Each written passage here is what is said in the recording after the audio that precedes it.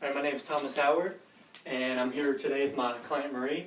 And today we're going to be showing you a circuit training that you can do at home. Stuff you can do at home makes it a lot easier. It's a lot easier to, not get those excuses everybody wants to get. I can't drive to the gym. You do it right at home. 20 minutes or less. For beginners, you could go run through it twice. You do 8 exercises. Take a 2 to 3 minute break, and then you can repeat. More advanced clients, you could up the reps and you could run through it 3 times. So, first exercise, pretty common, jog in place. Just jog in place, jog in place. So 30 seconds I would recommend for a beginner, 60 seconds for somebody more advanced. And you just want to get that heart rate up. This also gonna, your lower body is gonna hit your quadriceps, hamstrings, glutes, hips. All that good stuff, hip flexors. And then you really want to get your main muscle, your heart. You really want to get that conditioned because that's really, what you want to, that's what you want to really tone or affect is your heart. So second jumping jacks, 25 reps, 15 for beginners, and there's 2 variations. Like somebody might be older or younger even might have had a shoulder injury, so you could do the half jack. It's just half. You don't get that full range of motion. And then there's the jumping jack. So you just like that, 25. You want to go fast, intense, but you want to stay safe and you want to be in control of your body. You don't want to be out of control, just flopping around. So you got to get that good technique down. And you're going to feel this in your calves, your hip abductors, and adductors, just like that. Just like that. So then we got the mountain climber, 25 reps of this again, 15 for beginners. This might be a little more difficult for some. You just got to get your form down. You want to do it, you want to be safe. That's your main concern.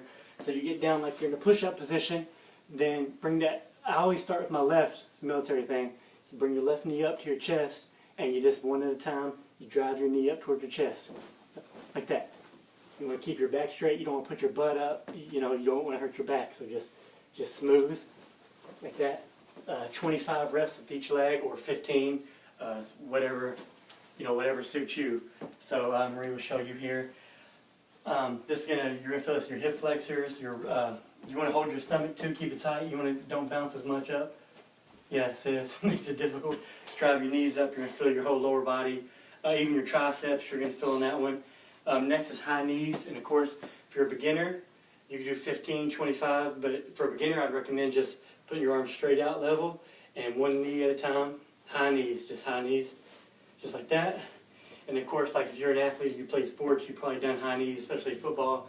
It's kind of like running in place, just high knees, but you want to be intense with it, but again, just be safe.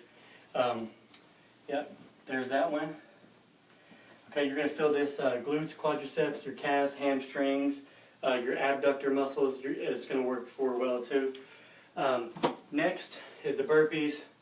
I know you're already hearing that and thinking, no burpees, but for an advanced individual, we're going to do 10, and for somebody who's not advanced, you can do 5. Just make sure you're doing them safely. Don't just be trying to do them fast as you can, flopping around. So you get down in the push-up position. You do a push-up, keep your back straight line, look forward, come up, knees to the chest, and then you'll jump up. And that's how you do a burpee. And when you're done with the burpees, you're going to know you just did burpees. So you're going to feel this in your quads, hamstrings, your hip flexors, your rectus abdominis, your biceps, triceps, glutes, full body, and you're going to know it was full body when you're done. Next is going to be squat jumps. With this, you can put your hands, out in front of you on your hips. I prefer on my hips. So you just squat like you're taking a seat, but you want to keep your back straight. You don't want to be, all bent over or, fall over forward. So just get that form first. Just squat down, and then jump up. And you really want to drive the legs up and drive your body up. So that's where you're going to get the most bang for your buck. You're going to feel your glutes, your quads, your hamstrings, your calves, and your core.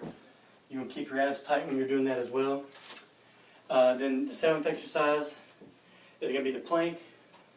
we're going to start slowing your heart rate down a little bit. So the plank, 30 seconds for beginners. You don't have to do 30 seconds, just do what you can. Shoot for 30 seconds for when you're just getting into this. If you're in pretty good shape, you try to shoot for 30 or 60 seconds. So again, like most of this, get down push-up position, and then you're just going to drop down to your forearms, and you want to keep that straight line, everything straight, look forward. And also for beginners, if you can't do that, you can drop down on your knees even and do it. You just want to make sure you keep that straight line and keep that good technique and good form. And this is for your abdominal muscles. It's also going to work your calves, hamstrings, biceps, triceps, everything. Yeah, just like that. And then the last is the oblique crunches.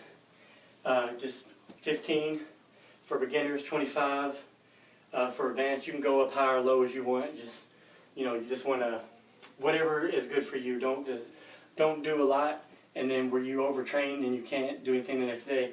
So with this, you just get down like you're in a sit-up position, and some people call this a bicycle. It's the oblique, or they call it oblique twist. It can be called many things, but you want to have your hands behind your head. Don't pull your neck, because you could hurt your neck. And then you just want to do your right elbow to left knee, so they're always going to be opposite. So it don't matter how you start, but just 1, 2, just like that. And just always make sure you don't pull on your neck. If you're pulling your neck, you're not doing it right. So this is obviously going to work your obliques, your rectus abdominis, and your iliopsis. I probably said that wrong, but it's all in your midsection there. And that's it. So then you take a 2 to 3 minute break, start again, keep your intensity up, and as you just about 3 times a week. I wouldn't do it more than that, and you'll improve over time. So just make sure you're doing proper form and don't hurt yourself, and you can do this right from your house.